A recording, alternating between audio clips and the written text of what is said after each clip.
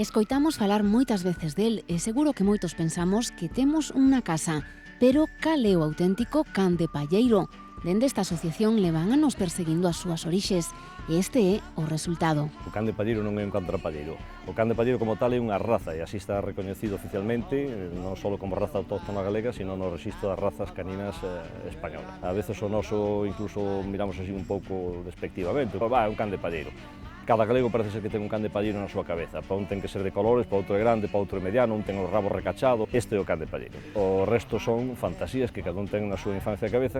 O can de palleiro como raza propia existe e eles poden demostrarllo aos máis escépticos. O traballo que estamos ahora a facer precisamente é a recuperación, limpiando deses cruces alleos, porque o can de palleiro ten entidade en sí mismo. Unha raza autóctona galega que se estaba perdendo. De feito, ten a clasificación ainda en peligro de extinción. Esta é a miña cadela loira e tamén están aquí con nos Runa e Dana. Como podemos identificar un can de palleiro? Nos temos que fijar moito na cabeza, sexa recta e o fociño tamén. O stop, que é esta parte, isto é importante que estea pouco marcado. E logo as orellas, veremos que están abertas, pero cara aos lados. Mira esta que simpática é.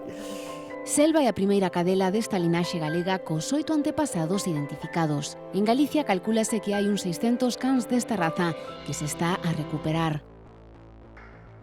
Amarelo, alobado ou negro. O programa dunha canle rusa con máis de 100 millóns de espectadores, Dog Planet, fixou o seu obxectivo sobre este can e veu ata Galicia para filmalo hai uns días. Del chamoulles atención a súa versatilidade.